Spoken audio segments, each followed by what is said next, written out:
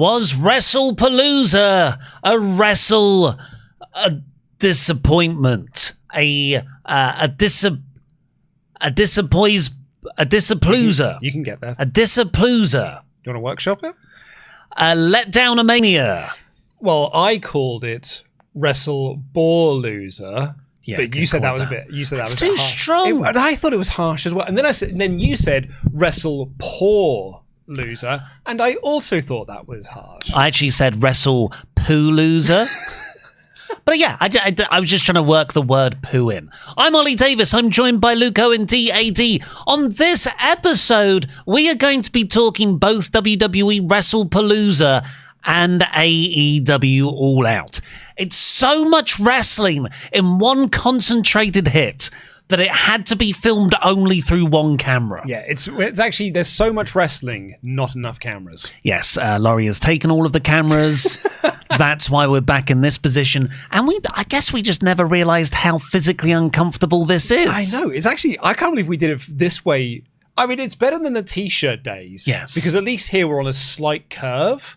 But yeah, we were sat like this, doing the show in this style for years. Yeah, there's actually, it might look okay on camera, but we are pretty much side by side, and we have to angle our heads. And I'm dry humping the corner of a shelf. Awful. I don't know why we did it this way for so long. Anyway, if you haven't already, please subscribe wherever you get this podcast from. It could be on YouTube, it could be on Apple Podcasts, it could be on Spotify, and exciting news, everybody. We've had some more ways you can find the podcast from our wonderful WrestleTalk podcast listeners. Wow. Our Wrestle-POO listeners. Finn the Assassin writes, so grateful that WrestleTalk's efforts into the German market has finally paid off. Finally. I just went to buy lederhosen for Oktoberfest next week, and I'm happy to report that the new nanotechnology works. Thanks for seeing it. Now every time I dance obnoxiously in the lederhosen, it plays the WrestleTalk podcast over tiny nanotechnology loudspeakers ingrained in the leather. So proud to support the advances of science being provided by the WrestleTalk team. The only problem with that bit of tech that we have developed there is that it's, like how you sometimes have those bikes that power computers and stuff. You have to be at the right tempo with your dancing. Otherwise, it might start to slow down or it might start to speed up. You have to dance at the right BPM in order for the podcast to play at 1 point speed. Yeah, and also all of the speakers are in the ass. Yeah. So it does sound like you're just talking out of your bumhole.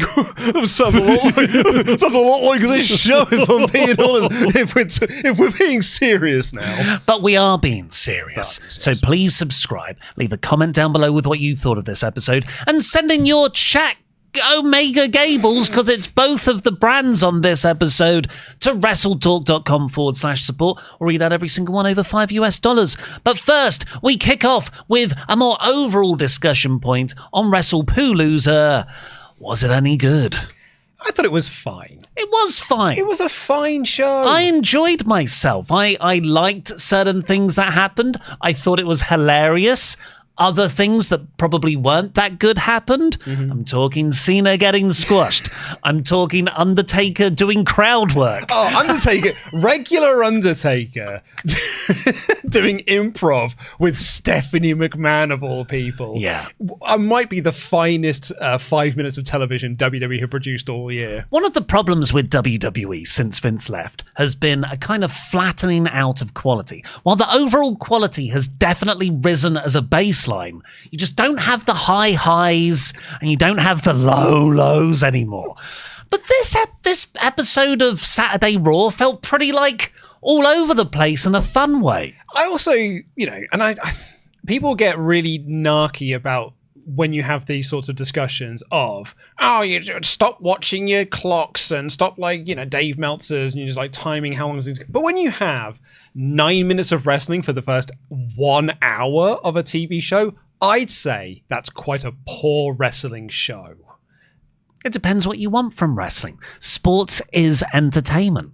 Triple H told me. And apparently this is the final form of sports and entertainment. So this is it. If you ever want to know, man, I think there's too many adverts. Don't worry, there won't be any more adverts than this.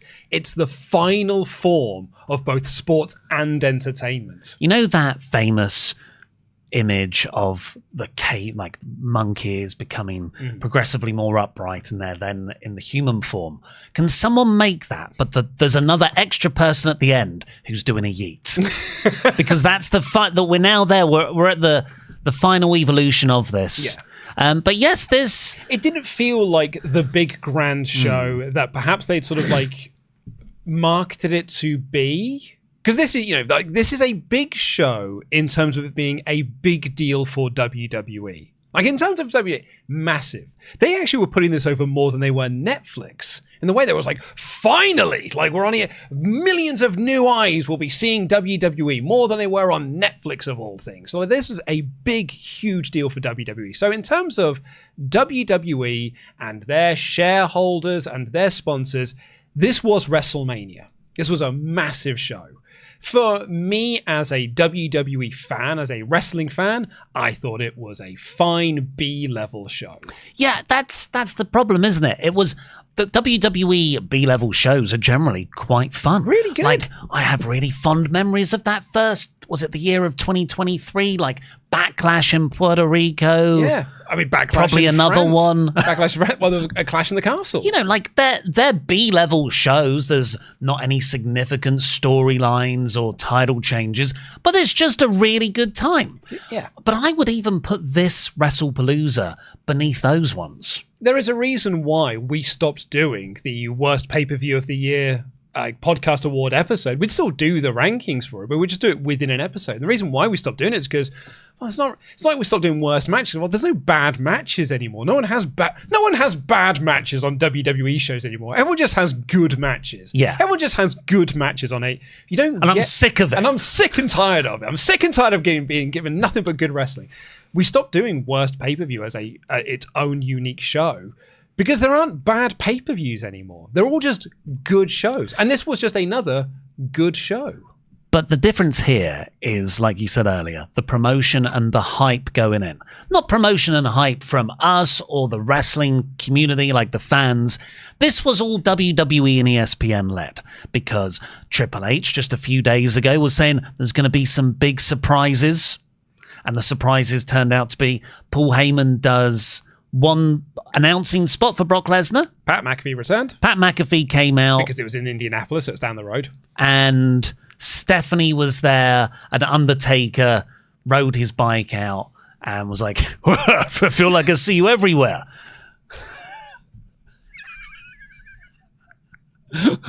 2 times. He only had 2 instances.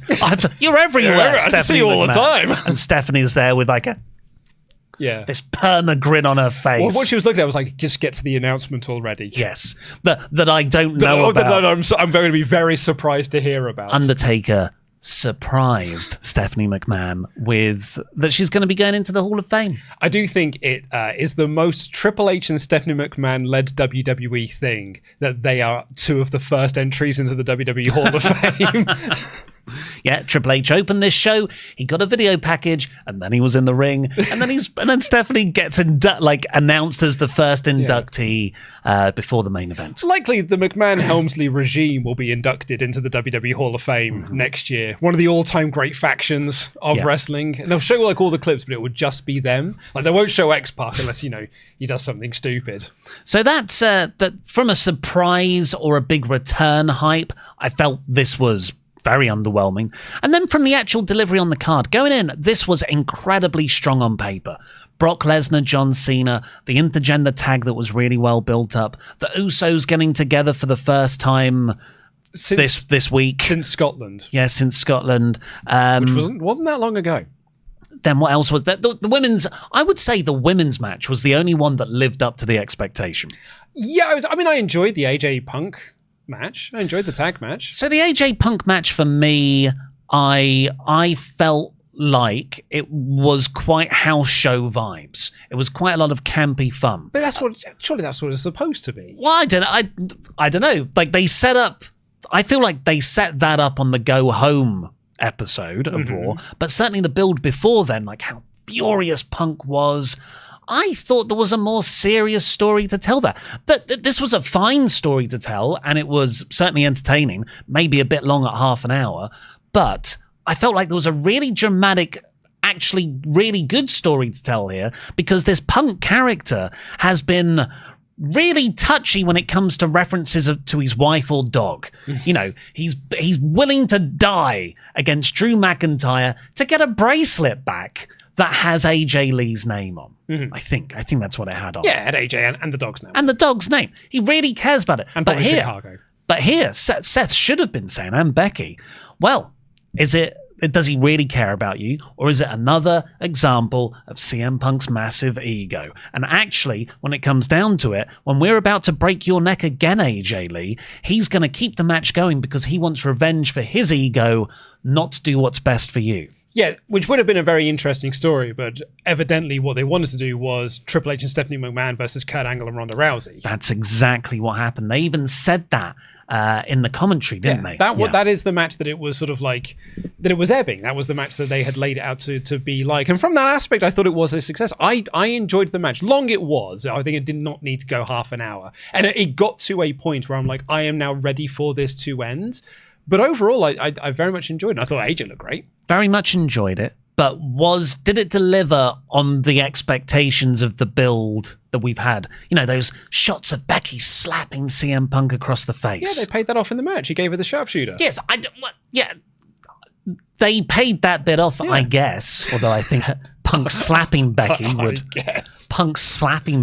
be a more. I mean, look, I pitched him here in the GTS, which I do think would have been a better spot and got a bigger pop. But do you think this was if this was the new WrestleMania, Wrestle-POO-looza, they should be over-delivering, or at least delivering on the hype? I feel like even that match was slightly underwhelming.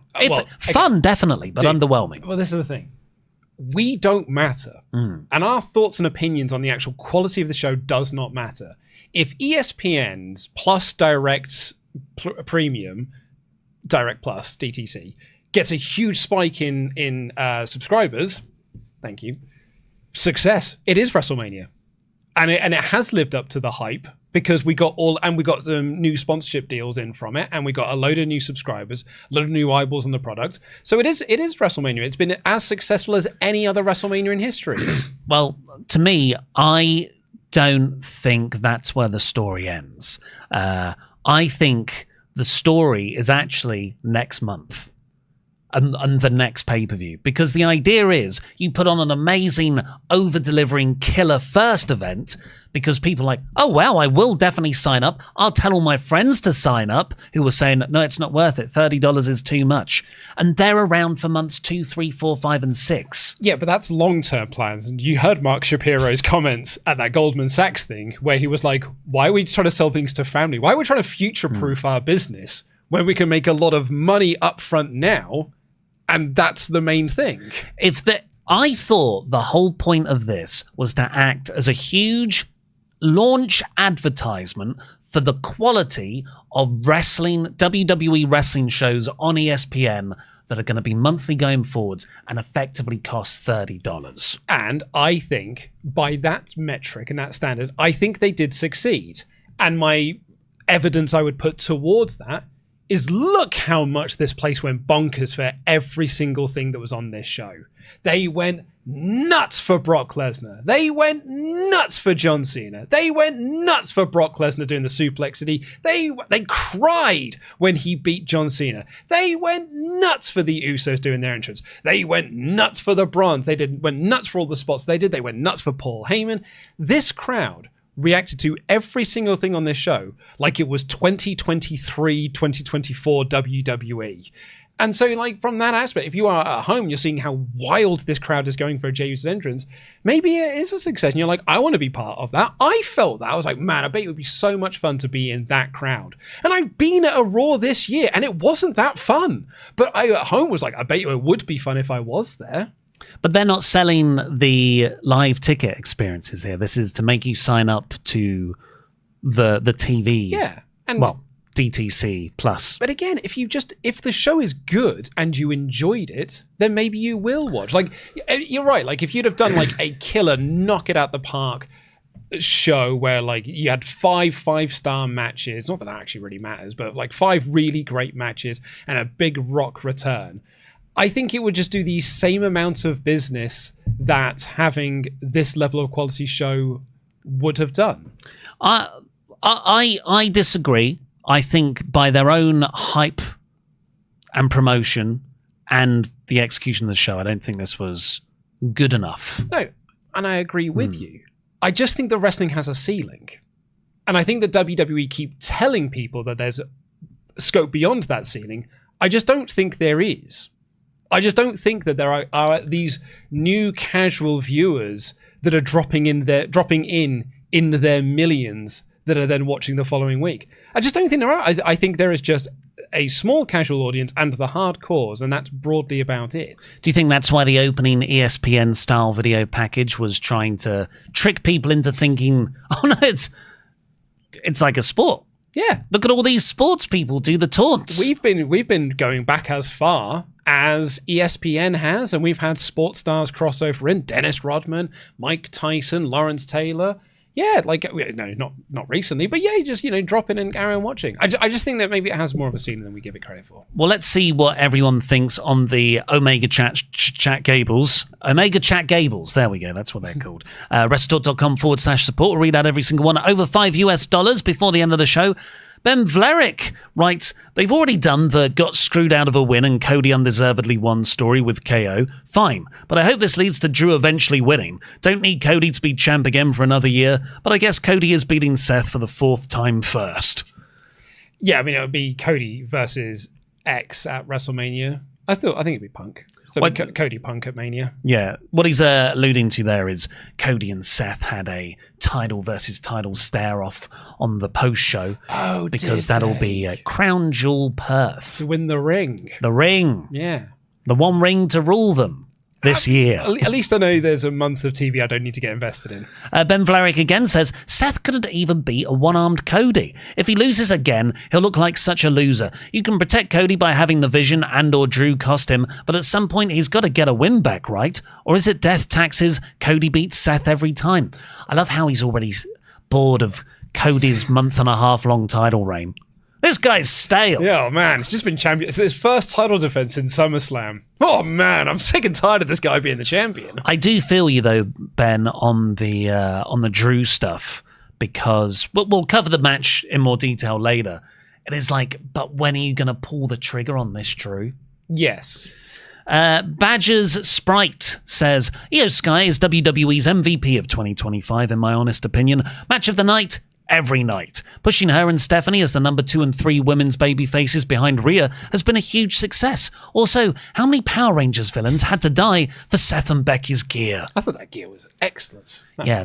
Turquoise and purple. They had just purple giant capes at the start, didn't they? And they came down on Bad News Barrett's platform. Thankfully, it worked.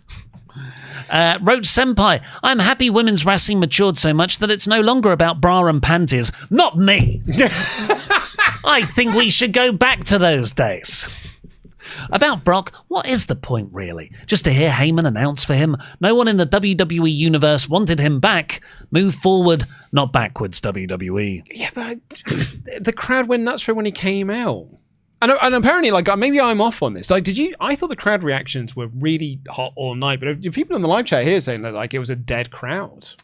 I feel like people keep saying stuff. So All Out. I watched the first 2 hours live. I never once thought it's a bad crowd. But now everyone's telling me it was a bad crowd because they didn't make noise all the time. Well, they only made noise when moves were happening. They certainly did only make noise when moves were happening. Which is appropriate, right? But I also felt, like, for me, when All Out, I thought like, the singing for Metalingus did not feel that loud, because there was, like, 13,000 people in there. Did not feel there was 13,000 people at the top of their lungs. It didn't feel like Copeland Christian's big Canadian return felt like... It felt bigger in London, but you know, when we were in the building for it. We did it better. I agree. Evan Reich, I had to go to work yesterday, so I couldn't watch AEW live. I was so excited when I got home, turned on the TV and ordered All Out just to be double charged for the pay-per-view and then got charged for HBO Max again. Messed up part is the app was crashing. Evan Reich is the only person who's managed to scrub the AEW side of the pay-per-view ordering process.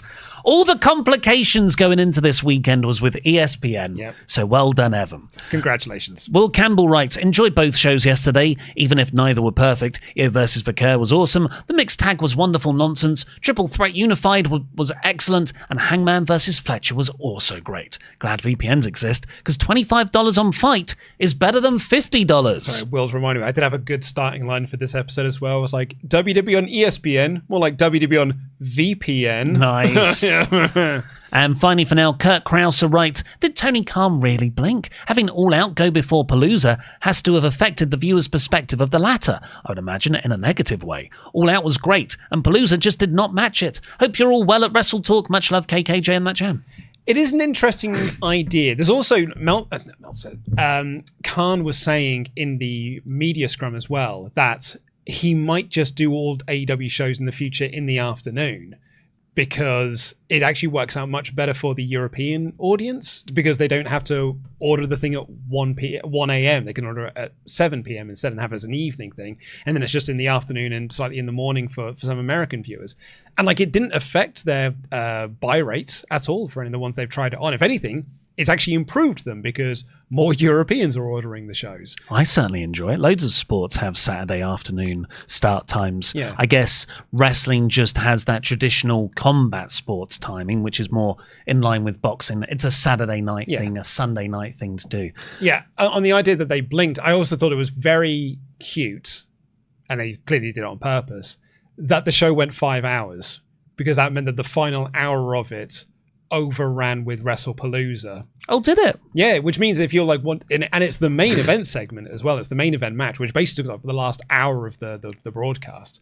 So if you've ordered the pay-per-view with the idea that you're then going to go and watch Wrestle-Palooza, you've got to, like, it's an hour of the show's already gone before you go over to ESPN to do it there if you are going to double stream it. Or might have to go back or like miss the first hour of it. They did the same thing with Saturday Night's Main Event. This isn't my first rodeo. It was always going to go 5 hours long. Before we get in with the rest of the review, let's say a big thank you to this podcast sponsor. Absolutely. Hypnosio. Click the link in the video description down below, or the one that's being posted by our wonderful moderators in the live chat now. Let me tell you about Hypnosio. It's a revolutionary self-hypnotherapy app designed to transform your weight loss journey by addressing the root cause of weight management challenges. Unlike traditional weight loss methods that focus solely on diet and exercise, Hypnosio harnesses the power of your subconscious mind to create lasting behavioral changes. Through guided hypnotherapy sessions, the app helps you identify your release underlying patterns that may be holding you back while building a healthier relationship with food and your body. Whether you're struggling with emotional eating, poor eating habits, or maintaining long-term weight loss success, Hypnosio provides a science-backed approach to sustainable weight management. Now, I have been a victim of this in the past. I actually mentioned this the last time that Hypnosio were a sponsor for this show. When I get my train home, I was treating myself to a little extra bonus sandwich. Mm-hmm. I've already had my lunch in the day, and then, it's like 5 o'clock. I'm not going to eat for another 2 hours until I get in, so maybe sort of 7:30 or so by the time I actually sit down for some dinner, maybe towards 8 o'clock, 8:15 by the time I put the kid to bed.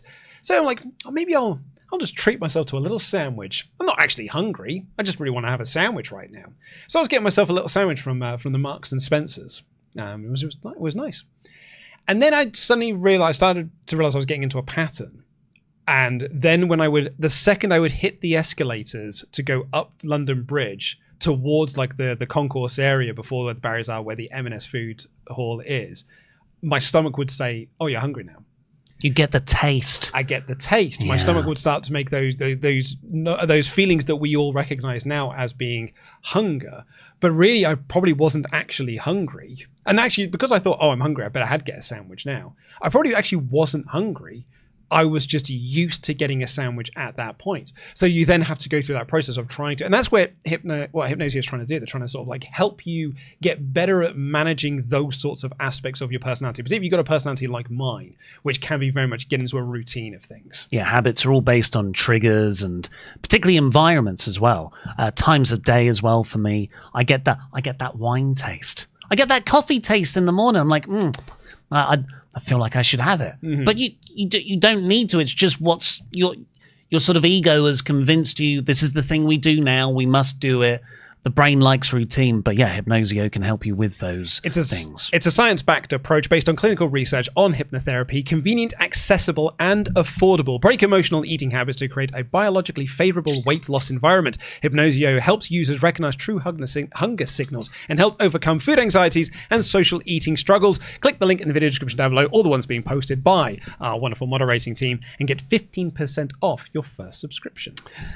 Right, this Wrestle-POO-looza review, let's get on with the play-by-play, opened with the new WWE Sting. Yeah. It shows like it's sort of 80s footage, and then it goes into a more like high-definition streaming, and then it clumps them all together, and I hate the last image. What is the last image? It's the WWE logo in the middle of a giant stadium, which kind of looks at AI generated, but I don't think is. And everyone's doing the yeet towards it. And me and Luke have been talking quite a lot this week how much yeet irritates us. Well, no. Hang on. I did not have it in my list. We were talking about, but me, you, and Sullivan. Well, because I was on an episode of TLC with you when you were talking about it. So by extension, I'm not saying yeet annoys me, but you are saying that yeet annoys me. Yeet annoys me. It's annoying. I think it's for idiots.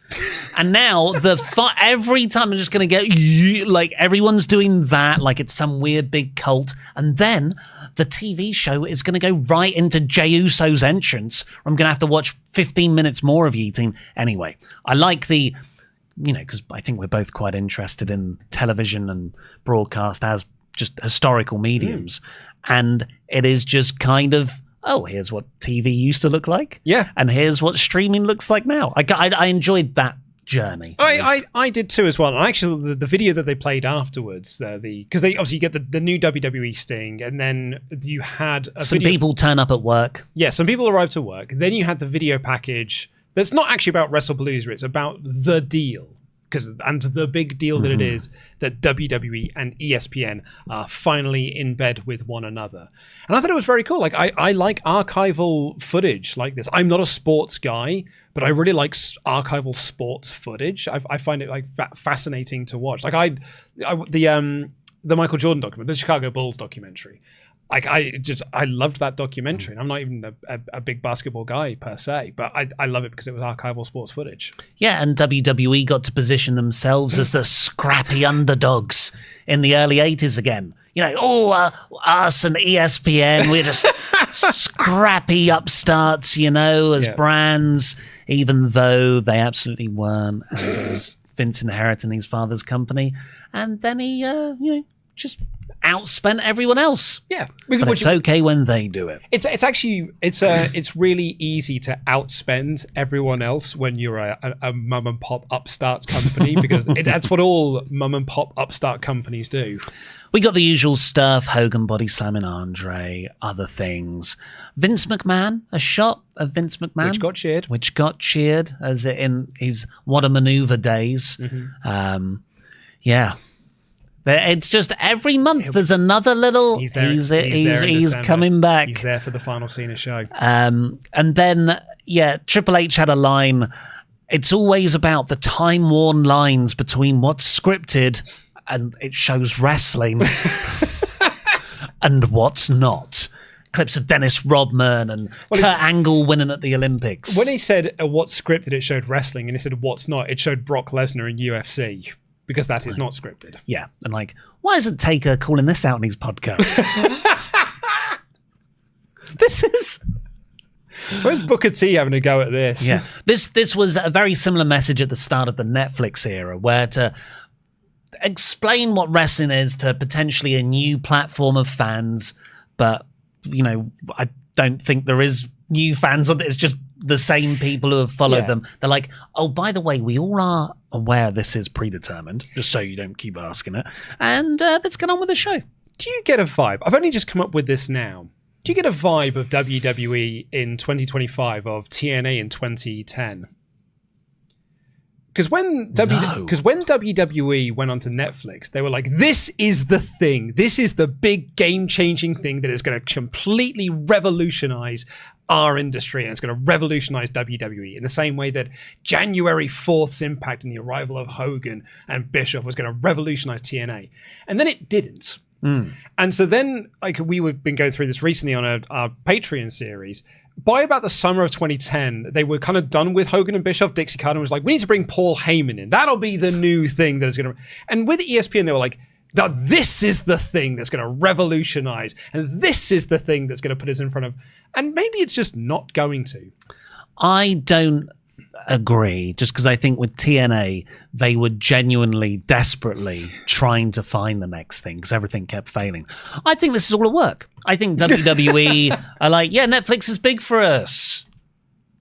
We've got all the money anyway. Oh, yeah, ESPN. These are things, these are like inflated attendance numbers. These are part of the show. I don't think they actually believe this ESPN deal is going to change everything. But again, it's just money. I said to you at the start of the show, these shows aren't for us. They are for the shareholders and the sponsors. Like, this is for the Cone Zone people. Like, well, Cone Zone weren't here. It was... Well, they're going to be really... They're going to regret not being here now, aren't they, after seeing that video? This is the first show. This is the stuff... we should have been sponsoring. Why weren't we sponsoring it? Bloody Austin Aries was. Why can't we get our branding on there? So Triple H walks right up to the front of the camera at the end of it and says... Sports is entertainment, which is actually a great line. I never thought of it that way before. And then, of course, he's also in the ring. But Triple H opens the show because, of course, he does. Can you feel it?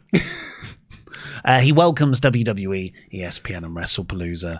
And then, Pat McAfee's shown arriving in a car backstage, and like that intro package and Triple H there and Pat McAfee suddenly arriving.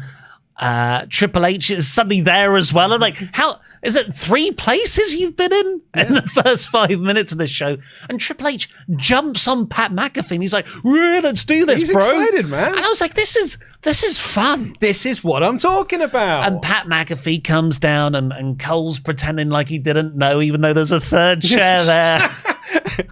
And also didn't seem surprised that he left halfway through. Yeah. And they were like, and I was like, this is fun. And then, oh my God, it's Brock Lesnar versus John Cena. It's starting off. Brock comes out. Cena comes out with loads of tiny Cenas. Yeah. You groaned when this happened. I was sitting next to you when you watched it. Because I watched All Out this morning to do the news review. So I had to watch Wrestle-Palooza after I'd done that. So I watched it in the office. And all these kids came out with Cena. And I go... You were watching that, and I was watching this incredible Masquerade Dorada. I cannot tell you the amount of times I just not stopped watching Wrestle-Palooza, but I felt my eyes just gravitating, moving towards your laptop screen so I could essentially re-watch All Out a little bit over your shoulder, watch it vicariously through you. Look, this is the John Cena I kind of wanted for the whole of this year. So this is what you should have with John Cena in a retirement year. The kids that he's inspiring, that we don't really want them at our shows because we don't really want the family market anymore. But it was nice. But they're all the kids of rich CEOs.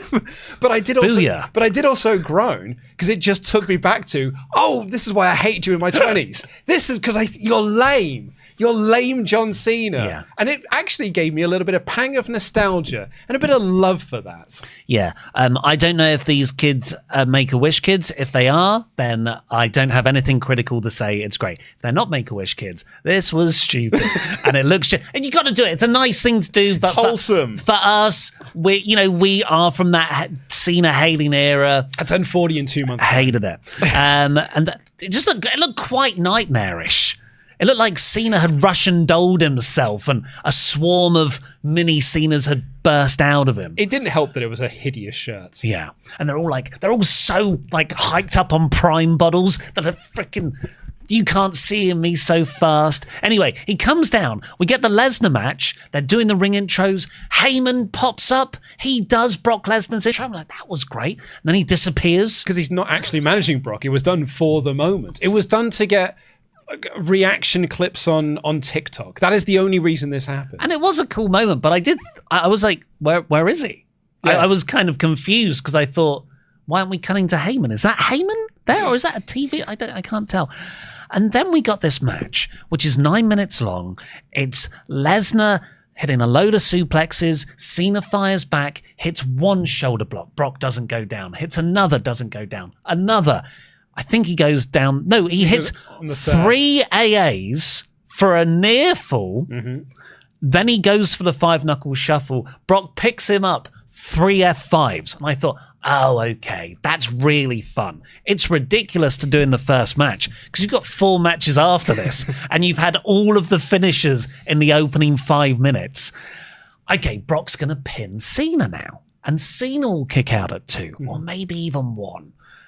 But no, Lesnar picked him up again, hit an F5, another F5 and another F5 and then pinned him. I loved it.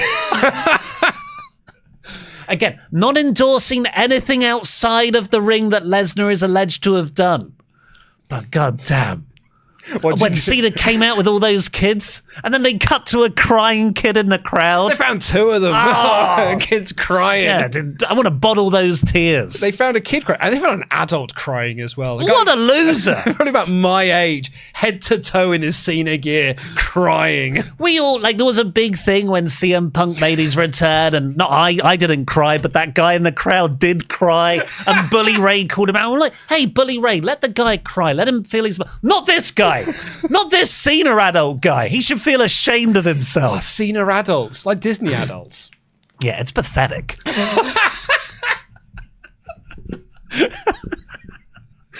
Anyway, it was so much ridiculous fun. And I'm like, oh my God. I've already watched the first 2 hours of AEW, and this is way better. Because it was just constant what is happening. So we didn't go over this in the predictions. It actually hit me later on in the week. I was listening to Gorilla Position, funny enough, and they were talking about the remaining dates for Cena. And I should have thought about this when we were doing the predictions, though, because he's only got 4 dates left, and 3 of them are pay-per-views. I think 5, right? Is it 5? But either way, he's got Perth, he's got Survivor Series, he's got the final Saturday night's main event, and I think there's a Raw in there as well. I think there's only 1 episode of TV that's left. And it was when they laid it out, I was like, oh, right, so Brock wins this one. And I think we even talked about some of the predictions. Brock wins this one, and you do the rematch in Perth, because you don't then need to do any TV build for it. So that is actually, it completely makes sense, really, for Brock to win this one here, because otherwise you just had to announce a Cena match with no TV build for it for the Perth show, so that you can just do the rematch in Perth. And then I think he's got 1 TV in the lead up to Survivor Series. He'll probably be in War Games, and as the surprise 5th man, and then the final match. And so it actually, Brock winning here totally makes sense to do a second match. I saw some people be super upset about this, and I don't know why. Well, because it's ridiculous. Because Brock does have all the outside the ring complications. We did a whole show on Friday about how Brock adds nothing. He's not exciting. Even after this, I'm like, I don't care about Brock Lesnar. You want my prediction? There is no rematch. This is just to keep Brock strong, because Brock's back now. Cena's leaving. To keep Brock strong? Yeah, to keep Brock strong. Yeah, because that's people have been saying for a while now, man, they don't put Brock Lesnar over enough. That's the one defense I have seen of this match, being well, Cena had to put someone over. It's what? Brock Lesnar? Yeah, the Undertaker had to put someone over. This is the way this company thinks. I don't agree with it, but I feel like they're not going to do a rematch. This is just Brock winning. I think the way that Cena sold after this match, there is another match down the line. There has to be, particularly after being squashed like this. It's never give up. Cena won't give up, and he'll challenge him again, and we'll get the rematch. Cena's Go Home promo on Monday's Raw was done in a way where the babyface could lose. He said, I won't back down. Yeah. The other side, I guess the upset here, and this upset I do see, is man, this is the worst retirement year for any wrestler in the history of professional wrestling. Yeah. Like, this is garbage upon garbage of a retirement year. And if you are like a Cena, if you're a Cena adult, if you're Santi Zap and you're a Cena adult, this has got to be pretty demoralizing to be a Cena fan, to watch a 6-month heel run that was not very good, that ended with Cena going, lol, psych, not doing that anymore. Didn't even have a payoff. And then it's a Brock Lesnar match, and that's 4 dates left, and you're probably going to get another Brock match. I think this is pretty tasty karma for all the years that we had to suffer through too strong Cena creative. But yeah, as much as I thought this was fun and stupid, I don't actually think it was good. I should just put that there.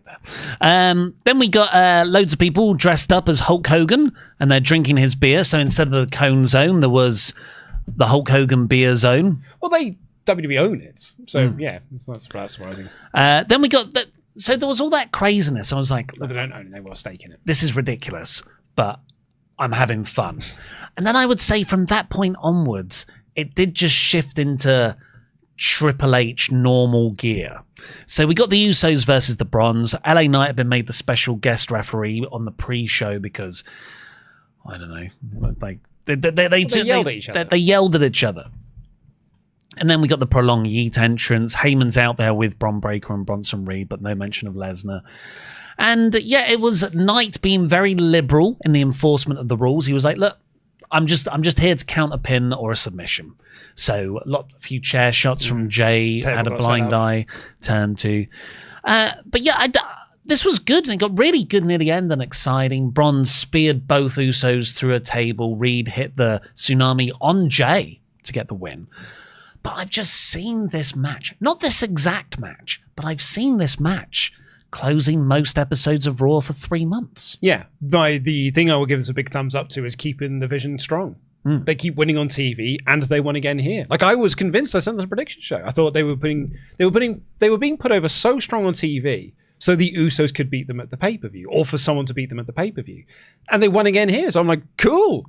Just put the tag belts on them then. Yes, that is, you are totally right. Why are the tag belts not on either of these teams? No. They're on the Judgment Day, who I don't think have defended it since July, maybe even before.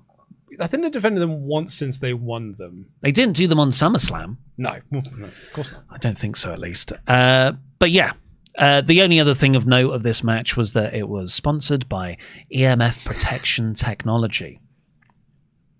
And they showed us the technology. Stunned how tiny it was, just on a ring post. This is the funniest thing I still think the dude wipes is the funniest thing. To wank like a man is like the funniest thing that WWE is sponsored by in terms of a brand name. But being sponsored by a conspiracy theory is genuinely hilarious. Yeah, like this is being sponsored by crystals. Yes, that's what I feel this is. Yeah. It's so funny. I had an argument, though, with my partner about this because she was like, yeah, but crystals are better. Even though she doesn't believe in crystals. And she said, why? What would... I was like, I don't think that's true. She said, what? If you were given the option, you buy this thing or some crystals, what would you buy? I went, I would actually probably buy the EMF protection stuff. To protect you from 5G? No, just because it's like, it's technology. But it's made up. Look, it's made up nonsense. I know. You may as well buy an amulet. But I went on. No, but it's different. I went on their website, and there was a little bit of me that was like, man, though, like maybe I should buy a few because that's the way I'm wired. Yeah, or maybe that's what they want you to be wired like that. Tech fads and things like that. You are quite a faddy guy, I but I'm very much against magically powered things. I don't believe that's a thing. Mm-hmm. But if you say there's a bit of pseudoscience, well, I'm like, yes, you're right. Because I call this an amulet, but an amulet would would suggest that there is some magic within there that might do something. Whereas this is just nonsense. This is the sort of product that someone would sell it to Joe Rogan and he would believe that it was real without asking any follow-up questions. No, he only saves the follow-up questions to people he disagrees with already. But just one thing more on the tag match. I don't see where the Usos go as a team from here because they were beaten clean. Well, was it clean or did LA Knight? Because the gimmick of this is that so Jay did a dive onto Bronson Reed, but LA Knight for some reason was like, were you aiming for me, bro? And then Jay very clearly went to hit Bronson Reed with a chair, but Reed moved out of the way and he nearly hit LA Knight. And I was like, whoa, were you going for me, bro? And that's what really led to Jay losing. Jay lost because of LA Knight being the special guest referee. So what this spins off into is really just more of the Jay LA Knight stuff. So I don't think it actually takes them anywhere as a tag team. They lost because of LA Knight. Yeah. But I don't think they're going to be doing much tag stuff after this. No, I agree. There was that report a couple of months ago that WWE were planning for the Usos to be a tag team again. And I think we all thought, well, maybe that will be a run. But now I actually think it was a one-off. We've got to get back to Jay eating Solo, which won't do any good for his cardio. They announced that Tiffany Stratton, Nia Jax, and Jade Cargill will happen on this Friday's SmackDown. Yes. So they must be pretty confident that Tiffany's reported concussion has cleared up, which is good. Then we got by far the best match on the show. Easily. Stephanie Vaquer versus IYO SKY for the vacant Women's World Championship. Cole said that Stephanie is taking the WWE by storm. Oh, poor Penta. Is it only people from South America that he says this for?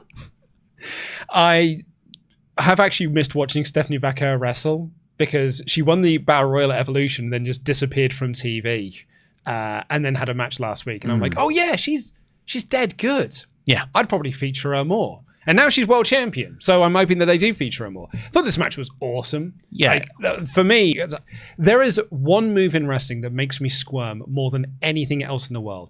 I can watch Darby Allin stab Jon Moxley in the head with a fork and watch literal blood pour out of Jon Moxley's head and be like, that's cool. But if you do a dragon screw, I'm like, oh no, awful business. And Stephanie Vaquer did 2 of them in this match, and she broke the leg of IYO SKY in both of them. It's the greatest trick in wrestling. I love it. Yeah, you feel it right in the knees. That was the story of the match. Happened quite late on, though. I'd say only in the final third. Before then, it was just who's the better technical, normal wrestler. Yeah. Yeah, and it was really good back and forth stuff. But in that final third at the start, Vaquer hit a dragon screw off the second rope and obviously hurt her knee. And that played into the sort of downfall of Stephanie. Before then, they were downfall of IYO. like neck and neck. Yeah, sorry, downfall of IYO. And it just slows her down a bit. So Stephanie has time to get her boots up for the moonsault. Then IYO, in an unwise move, exposes her knees, pulls the knee pads down so she can run into the corner and hit Stephanie with some running knees. But that's just opened the knees up for more damage. She misses a moonsault, landing on her knees. And off the back of that, Vaquer hit the spiral tap on IYO to just win. Lovely seeing the spiral tap. Yeah. Get a win as well. I loved this match. Thought it was really, really, really great. Never had that near full drama, I would say, but it wasn't lacking it. No. I would say that could be a rematch. Yeah. What we need now is some challenges for Stephanie. Like, I know that Rhea said on Raw, well, whoever wins, I'm coming for next. But she is also involved in that Asuka Kabuki Warriors storyline with IYO, which smells like a tag match player, which means that Stephanie is low on challengers, unless, of course, it's Natalya. Oh, it's Nikki Bella. Pat McAfee then disappears. Didn't really miss him. And then CM Punk and AJ Lee took on Seth Rollins and Becky Lynch. I thought this would be the main event. Me too. With Brock and Cena opening, I thought for sure this will be the main event. Me too. But it was second to last. The video package was framed around the threat of Punk abandoning AJ Lee more as like that's the main story beat. That never really played into the match either. Not at all, no. But yeah, it was just a really big sports entertainment fest. You said it right earlier, using it as the Triple H Stephanie McMahon versus Ronda Rousey Kurt Angle WrestleMania match, where it was just fun. Yeah, it was just fun. Punk and Rollins start things off, but Becky's tagging herself in. She was so good in this match. Everyone was really good in this this match. Actually, the roles they had to play, they played perfectly. And it was just, the only criticism I would have is I don't think the Punk sharpshooter spot on Becky worked. I felt like I wanted Punk to get some form of revenge on Becky, but I think I agree with you. It should be the GTS, not the sharpshooter. I think they did that because they didn't want to have a man having an impact strike on a woman. Yeah, which I get. Yeah, but it just I don't think the crowd knew how to feel about it. It's just so the end of day spot from 2019 is the only thing people remember about that match. This match doesn't have that moment in it. So I guess the thing people remember is that it's AJ Lee's first match back. So which is it's something in and of itself. I thought my criticism of this match would be that I thought it was, for what it was doing, it was too long. And the reason for that is because so much of it was just CM Punk being slowly worked over by Seth and only Seth because Becky can't tag in. So it was just watching Seth and Punk do a one-person tag match. And that was it got a little bit tedious and a little bit tiresome. And then I think that it probably could have ended 5 minutes before it did. But for what it actually did, and when they're doing like the double pedigree and hitting each other's finishes and stuff, it was very fun by the end. Fun house show vibes. My favorite spot of the whole thing was AJ Lee is preparing in the corner to hit something on Becky, but Seth pulls her legs out. And like that, I guess that's the most physical a man had been on a woman by this point. And man, Punk was enraged, and he runs in and he just stomps Seth. Yeah, I thought that was such a good spot and well executed.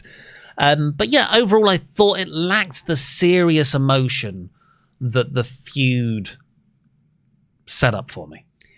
See, you say that. I just don't think it was setting that up anymore. I think they'd abandoned that. Yeah, like the promo segment on the Go Home show was comedy. So this then being a house show match with not a lot of seriousness to it reflected that Go Home segment. AJ Lee got the win by making Becky tap out. This is Becky's first tap out since Royal Rumble 2019. So surely AJ Lee versus Becky for the IC title. One you'd have thought. But here comes the best bit of the night. I'll keep rolling. No, he should have come out. No, because he comes out to Kid Rock, aka the worst of the Undertaker entrance themes. But it's like, and I don't mind American Badass as a song, but it was Rollin' is the one he's most known for. That dead man walking, you done it now. This Kid Rock one's the forgotten of the trilogy. But he comes out on his bike and he does 5 minutes of improv with Stephanie McMahon Helmsley. And I love how, he comes down on his bike and all of a sudden there's a camera behind Stephanie McMahon in the corner of the front row. Who had never been shown on screen up until this point, which means she was just brought out for this segment. Yeah, I think that if you're doing this, you set her up earlier on. Like, I thought this was bad staging. It made it come off as forced and staged. And yeah, Taker gets off the bike. He's got a mic. You can't hear what he says initially. And there's a reverb around the arena. Because regular Undertaker is really quiet. Have you ever watched the podcast? Yeah. He's so quiet on that show. He just sits there and just sort of mumbles along while Michelle McCool kind of like holds court. And that's what he was. He was just regular. It's like, I was at the fight last week. I saw you there. And then here you are. Is this seat taken? I've never been back here before. Oh, are you stalking me? Because I've seen you last week and now this week. This week, in events that your company runs in a pre-planned spot where you've been brought out to be here. So remember that time that I tried to marry you in an unholy union? That was fun, right? Yeah, this was 5 years ago. Everyone was like, man, Undertaker, he keeps kayfabe alive so well. And then that one weird post of him and Michelle McCool trying to raise money for tigers came out. And we're like, I don't want to see that part of Undertaker. And now, 5 years later, the kayfabe creep, I guess, as you would call it. I'm not calling him a creep. I'm calling like the creeping of the delusion of kayfabe.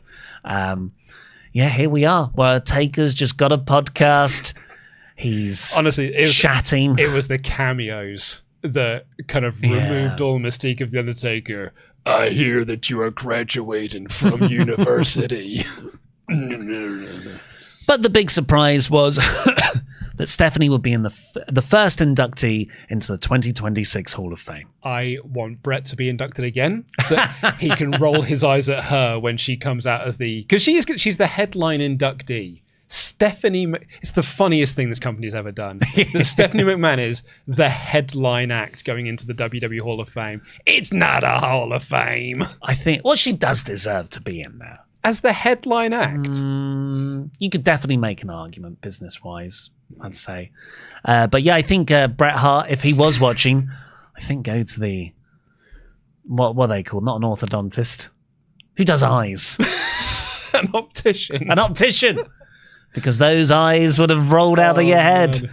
A joke somewhat scuppered by me forgetting what an optician. I thought this was objectively hilarious.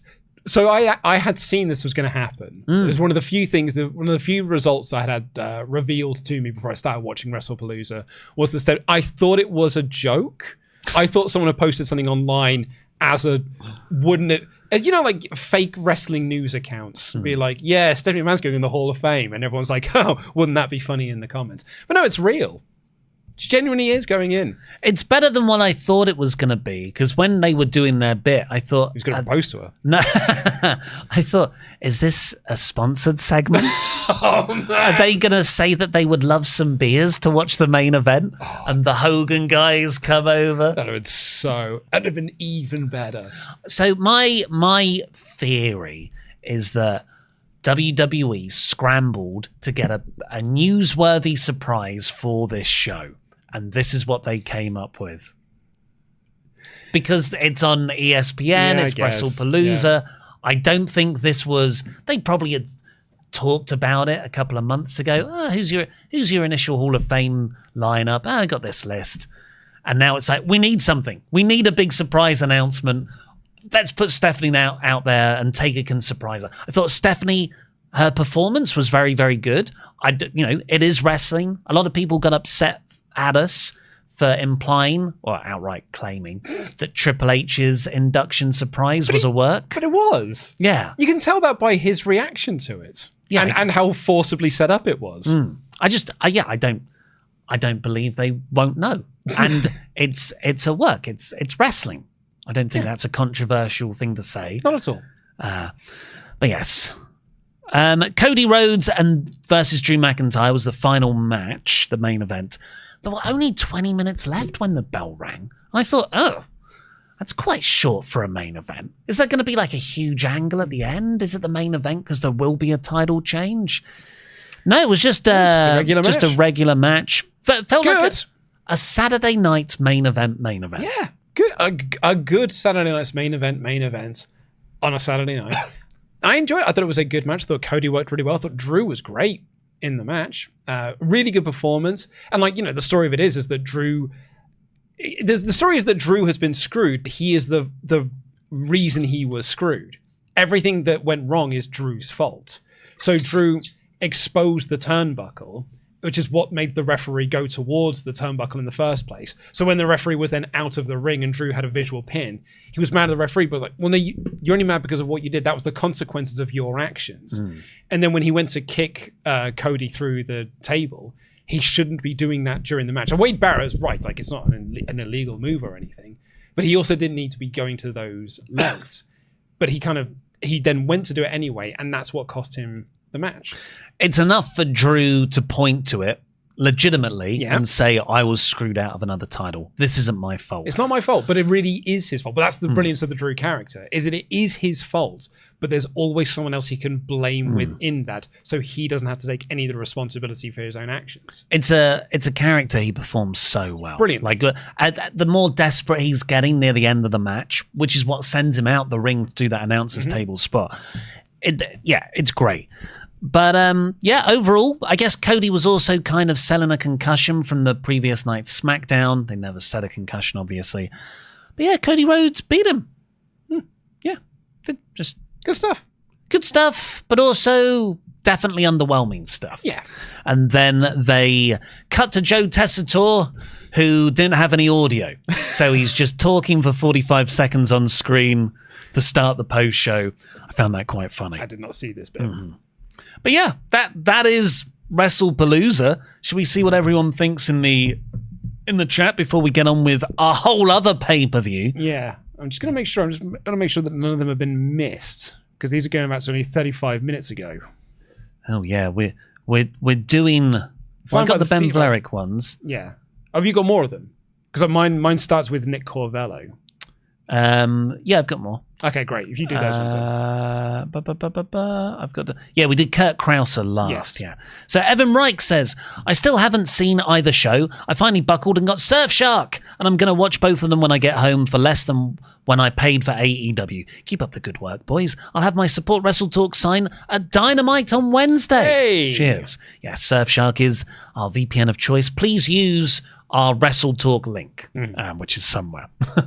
Hayden Larry writes, they brought Brock in and hyped this show up to put on that match. It wasn't even a fun finisher spamming. Lucky I'm not paying for ESPN. I was able to watch this at my local movie theatre, and going by this show, I won't be buying ESPN DTC Extra Plus either. it's funny that he didn't think that was finisher spamming.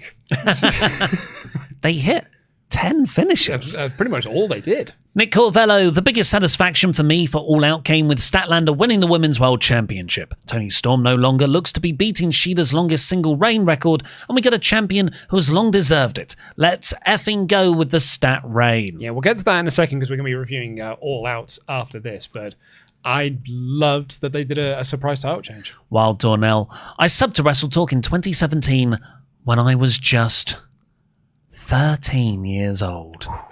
You introduced me to the world of wrestling outside WWE and showed me how the wrestling business works. You guys are class, lads, and I can't wait for my first pro wrestling show, AEW Dynamite, Title Tuesday. Oh, fun. 2 people going to Dynamite. Is Dynamite on Tuesday? What? Can you just check that? Yep. Because, is there an upcoming because Evan said Wednesday. Okay. Right. We'll have to change our schedule. Okay, I'm going to the fight. Kazumi writes, I'm almost certain that John Cena would have won if that drumstick cone zone was there. He's made more powerful by the sponsors. Anonymous writes, All Out 2021 was the first pay-per-view I ever bought. Damn, that is one of the best pay-per-views of all time. 4 years later, All Out 2025 is the first wrestling event I attended. Last night was an amazing show and I had an amazing time. Thanks WrestleTalk for helping me to discover AEW and revive my love for pro wrestling. Oh, that's very nice. Thank you. It's okay. It's on Wednesday this week, September 24th. And the one after that's also on a Wednesday. Is there a Title Tuesday coming up soon? Tasty69 writes, Hi guys, I'm in first year of uni and last night I watched All Out and the start of Wrestle-Palooza at the same time. And when Triple H was talking bollocks, I look over to All Out and I see Darby lighting Mox on fire. I just like that contrast and find it funny. Also, that was 2 screens side by side. That's how I watched, funny enough, January 4th, 2010. EJO. Hola WrestleTalk. I quit WWE after SummerSlam and nothing that has happened since, including today, has convinced me to come back. Not to get tribalistic, but how good does AEW seem in comparison? Big ups for Statlander. Bryan Danielson is the best commentator. Jam that jam. Superb. I wonder actually if a lot of my it was fine attitudes to the standard of wrestling on Wrestle-Palooza is influenced by I had watched All Out first. This is not me, I'm not criticizing WWE for this because they're different styles of wrestling. It's so much slower. Yeah. So if you watch like AEW, if you watch All Out, where it's like a lot fast paced, when you then go and watch it, it feels even slower than it normally does.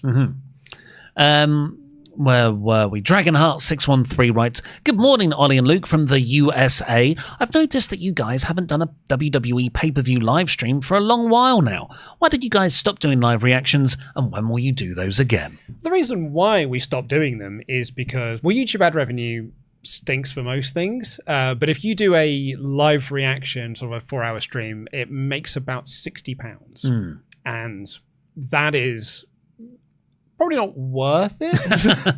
I mean, we enjoy doing it, but also it just creates a lot of like extra work on top and things like that. We might toy with doing. We did one on Patreon for All In as a sort of a tester of the water. I think we're definitely, for normal shows, we're not going to stay up late. We're just, it screws us up for the rest of the week. But yeah, there's the Australia show coming up, and maybe we'll do that. But it is, when we did the AEW one a couple of months ago, that was just on Patreon, and it was, a much nicer experience. Yeah. Because you get on YouTube, you get so many people coming in and they're just like trolling and starting they arguments. want to start fights. Yeah, but on Patreon, it's just everyone's there for a nice time. So I think if we do live reactions moving forward, they'll probably be on Patreon. And when we say on Patreon as well, it's on the free tier of Patreon as well. So like you don't have to pay in order to don't think so. We did it on $6.50 one, didn't we? No, we did one on free. We did it on the free tier. Well, we'll probably do them on $6.50. Jared Hazelwood writes, I don't watch WWE, but when I hear everyone talk about how Cena's retirement tour is gone and I see Tanahashi having a great one while basically having no knees, I feel bad for John. Yes, it's been a woefully booked storyline. Mm-hmm. Pat the Booker won. So they keep talking about Cena, 100 pay-per-view win. Does he get that as his last match? Well, his last match won't be on pay-per-view, from what I understand. No. Unless that TV show is just a ceremony. Right. Oh, well, yeah. In kayfabe, why is Brock willing to be with Heyman if he picked Roman over Brock in that storyline? Well, he's gotten rid of Roman. Yeah. I think that actually makes sense. And finally for now, John Miller went to All Out last night and had a ton of fun. The first half was a bit rough, but from the three-way on was a blast. Still singing Tarzan Boy in my head. That's exactly what you said on your review. Yeah, I enjoyed the second half of All Out more than I did the first. Well, keep getting in your Omega chat gables to WrestleTalk.com/support or read out every single one at over $5. But we have to review a whole other show now. Yeah, but you make that sound like it's a bad thing. Well, there's a lot of matches to do. We'll go a bit quicker through them. Anything from the pre-show, because I haven't... If you want to try and go quicker on this. Anything from the pre-show. There's like, a bunch of 5-minute matches. I don't think I've got them written down, so let me try and remember what they were. Ops beat the Workhorsemen. 5-minute match. You had... Shibata versus Garcia. Garcia, obviously, with his new Death Riders entrance, got some good heel heat, and he won. It's all right. Pretty good. Good, like, collision match. You had Kyle O'Reilly, Roderick Strong, and Hologram beating the Frat House. Love the Frat House. Yeah, me too. Did they win? Nope. Damn. Because the Conglomeration have got a match on Dynamite against the Don Callis family. So this was a match to kind of give them a win so that it would set up their promo for later on in the night. And then Team Good Guy of Willow Nightingale, Mina Shirakawa, Harley Cameron, and... Ooh. Did you say Willow Nightingale already? Yeah, so Willow Nightingale. Do you want to say her again? Willow Nightingale, Mina Shirakawa, Harley Cameron, and... Well, the other team are easy. Yeah, because it's Megan Bayne, the Penelope Ford, and Triangle of Madness. Who was the other good guy in the match? The Bunny. Was it? No, of course it was. She's been in the company for years. Who was the 8th woman in that match? Shall I have a look? And then we can... I won't look at the live chat either. Thankfully, the only name I saw there was Sky Blue, and I've already said her. Who was the 8th woman? Who else could be on? I typed in Wrestle-Palooza. You're such a WWE guy. Who would be the 8th woman in that match? It would have been... It's not Statlander, because she was in the you can match. name everybody else in the division, pretty much. Is it an obvious one? Think Thekla. Well, it's not Thekla, because she's in the Triangle of Madness. Oh, Queen Aminata! Queen Aminata, of course it was. It was Queen Aminata. Of course it was. She was even on Dynamite. First time. To set up this tailgate match of sorts. And it was fun. It wasn't like the standards of AEW hardcore matches usually, but I enjoyed it nonetheless. Well, I'll let you take us through the show. Well, the opening of the show was Copeland Christian walking backstage and talking about Canada, and then going and then seeing representations of Canada because they saw a hockey player, I'm going to guess. And then one of those from Trailer Park Boys? Yeah, I never watched that show, but it was kind of funny. Yeah. Seeing him interact with Christian. And I guess he's Canadian? I must be. I presume so. I wrote in my notes here. I think his name was Bubbles. Yeah, be like doing a show in England and you walk backstage and interact with Mr. Bean. Mm-hmm.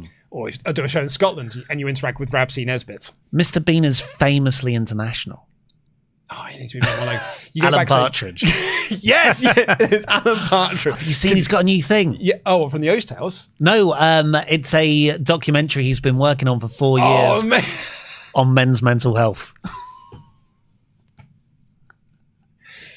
perfect. Yeah, he's crowdfunded it. Oh, it's incredible. He's crowdfunded it. Yeah. So then it was Copeland Christian versus FTR. As I said earlier in this broadcast, I thought that the reactions to Copeland Christian were good, but I feel like other people got bigger reactions, i.e. Mark Briscoe and MJF and John Cena.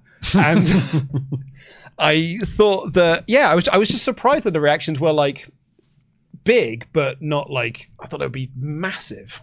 I really enjoyed this match. I watched it live. This was the 2 hours I watched last night on TV. I enjoyed this match too up until the finish. Yeah, so... Can I take you through the finish? Yeah.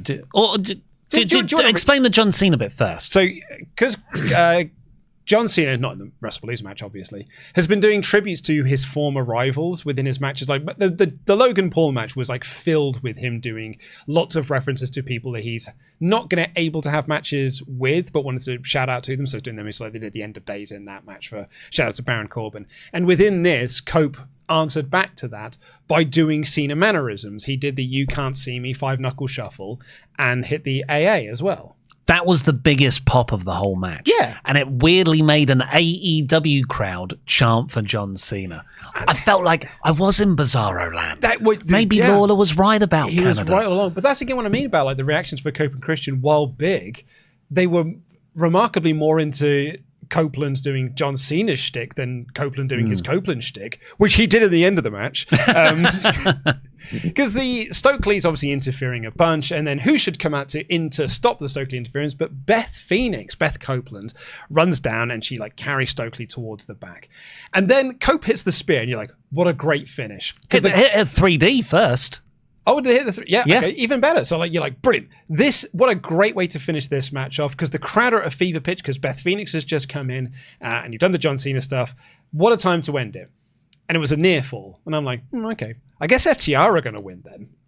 And you set that up to do the rematch. And then FTR hit Cope with a ring bell and hit the spike pile driver. And I was like, oh, wow, yeah, that's it then. That's the win. And then Cope kicked out. So then Cope, not selling that, went for a spear, and FTR countered that into the Shadow Machine. They're finished. And I'm like, okay, well, that's, Cope loses them. And then Cope kicked out. And then they hit another Shadow Machine. They hit their finish. And Cope then hit one of them with a spear, and he won. One spear. Force field. Absolutely. It's the most Adam Copeland thing I've ever seen him do. Christian had been taken out because Cash took him off the top rope, walked off the apron down the steps in a powerbomb position, and powerbombed him on the Spanish table. Yeah. So Edge was alone here. But yeah. He then, Christian got back up and he held on to... Because the story of the match was that while FTR have got more recent tag experience, and they were, on paper, the better tag team together, there were no match for the experience of tag team wrestling in Edge and Christian. Like, that was the story they told of the match. I just think they overbooked that with Cope kicking out of multiple things and then because then they did a post-match angle where they beat them down because Mother Wayne and Nick Wayne come out to distract and Kip Sabian appears and they handcuff Copeland to the ring the ropes, and then they hit the spike pile driver on Beth Phoenix and one on Christian. I'm like, yeah, but I've just seen Edge kick out of that after also being hit with a ring bell. I think they'll be all right. Yeah, they should have really not done the spike pile driver. Yeah. Or at least done the spike pile driver on the ring bell, if that's now part of the story. This wasn't my joke. I saw someone on Reddit comment this. They said, oh, so Copeland was doing another John Cena reference. That's very good. He just won. Just overcame everything and won. He did. He overcame everything and he won. And that's going to set up a rematch. Yeah, which is so Copeland. It's the most... I'm going to win the first match. It's not the most Copeland thing because he didn't get taken out afterwards to then be off TV for 4 months. That'll be Beth. Beth's out for 4 months. I do think this probably builds a 6-person FTR and Stokely versus Cope, Christian and Phoenix. Yes, I think so too. But yeah, Christian... What was I going to say about Christian there? It's gone. It's gone. There's too much wrestling in my head. Oh, Beth's actual bit. So Edge is handcuffed to the ring ropes and Beth realizes, hugging him, that FTR are right behind her after they've taken out Christian. And Beth just has this great moment where she goes, I love you, kisses him, and then starts beating up FTR. Yeah. That was wicked. She was badass. Yeah, I'm over Cope at this point, I'm afraid. we also got, it was Canada, so you got the obligatory sharpshooter spot in this match, and an obligatory quadruple down, so the crowd can chant, "This is awesome," for a match that at that point had been broadly fine. Yeah, the match only got really, really good, and it stayed really, really good, I thought, from that Cena reference. Then we had Eddie Kingston versus Big Bill in Eddie Kingston's first match back, and yeah, it does pain me to say, like, it's so wonderful to see Eddie back, but you can tell he's not wrestled for 16 months. Man, when he walked out and the music and the hype video package that Eddie chants, he's wearing a Claudio Sucks Eggs t-shirt. And it's a shame he shaved the big beard that we saw photographs of him. I thought that would be a really cool look to come back with. I don't know. Obviously, the finish was botched. He didn't properly connect with the spinning back fist. And there were a few bits where Big Bill didn't pick him up properly for the black hole slam. Yeah. But it's a thing in Japanese wrestling, which Eddie loves, to when you come back from injury, because they treat it more like an actual sport, you aren't instantly superior back to your best. So you come back and you lose a few times to show that you are coming back from injury and you're getting better. And I feel like that's what Eddie was doing here. I think because he loves All Japan so much, he's probably come back and said, yeah, okay, I have to win, but work me over the entire time. When I think all of us, because he's been away for so long, just want him to be awesome. Yeah, this didn't need to go as long as it did. This just needed to be a few spots and then hit the back fist and win. Like, the feud must continue as well, because afterwards Brian Keith attacked him and Hook ran out to make the save. So now we've got Hook and Eddie as a tag team, which is a fun little duo because they're both from New York. So there's like, that's the connection, I guess. And it fills out the tag division a little bit more. And I guess like Hook can sit under the learning tree, so to speak, of Kingston. Hook, yeah, because they're beating Eddie up, lights cut out, Hook's symbol. And I was like, I want Eddie by himself. I want Hook by himself. I'm quite done with Hook being with other people that he's meant to learn from. Yeah, agreed. We just did this with Joe. Yeah, this feels like just shoving two New Yorkers together that I don't think, maybe they'll have chemistry. They didn't show it really here. It felt like, oh, the boss has told us that we're an act now. This isn't what I wanted from Eddie's return. Me neither. I'll give a shout out to Bryan Danielson though, because when the back fist was botched in the finish, Danielson, because immediately Tony Schiavone was like, well, you missed that, what a botch, missed that. And then Danielson was like, no, he got him right in the right spot. He got him right, like he just got him right in the chin. And that's like the spot to take him down. So I thought Danielson did a great job in covering for it. I also think actually Danielson was superb in this, because they were talking about King of the Bums, and that was a Danielson thing. He was like, yeah, I coined that term. But actually I've got a lot of respect for Eddie Kingston because he's done X, Y, and Z. And it ties into what you were saying on the podcast on Friday, how Danielson brings the level of experience of the former wrestler that Taz doesn't really, it can do, but Danielson can talk about more current things because he's been in the ring with these guys. I thought Danielson, there's an argument that he's the best thing in the company right now. Him commentating the triple threat. The main event. This is a guy who's always been very good on guest commentary, but he's not a commentator. Within 3 appearances, he's taken over the booth. Yeah. Mark Briscoe took on MJF in a tables and tacks match. Both guys wearing white. That's concerning. This was fun nonsense, all built around, like, they did a lot of like, whoa, at the start to tease who's going to be the first person to take the bump into tacks. Because at the start of the match, they had these buckets around ringside filled with tacks. So Mark Briscoe just gets them and just empties them. So it was just, the canvas just became tacks. I think this is the most thumbtacks I've ever seen in a pro wrestling match. It's got to break some sort of record. And Max, like, at the start, he gets out because he's like, this is stupid. I'm not a hardcore wrestler. So he's outside. And that's when Briscoe just pours all the tacks. And it immediately turns the whole canvas into a weapon. Yeah. And I love it when wrestling just milks everything from everything, as opposed to Darby just hitting a running drop kick on the steel steps. The concrete steps, like Joe did to Sting in TNA. And no one's talking about it. He did that spot, and I was like, what? I know. A throwaway spot like that? I wrote in my notes there, I was like, surely Samoa Joe was backstage being like, I don't think you should do that spot. Bro. But here, there were, I don't know, thousands of tacks. every single one of them felt like they meant the world. When MJF hit that Alabama slam into them, like it looked brutal. And MJF went into it, and Mark took the top off of him so that he was landing into the tacks where like more of his skin was being shown with the tacks and whatnot. Like Mark had them in the back of his head. MJF at one point had put Mark's head like between his legs, so it looked like he'd had a period accident. I didn't put that in my news. And yeah, it was just building to Max taking that first bump into the tacks. And when he did, this selling of it was so great. Like he's just wonderful at this. MJF is perfect as a wrestler because he can do the hour-long war with Bryan Danielson. He can do the tag team stuff with Adam Cole and make it work. He can do the dastardly heel stuff as well. He can do comedy wrestling and this style of fun, silly, nonsense entertaining. I just thought both of them were so good in this. Yeah.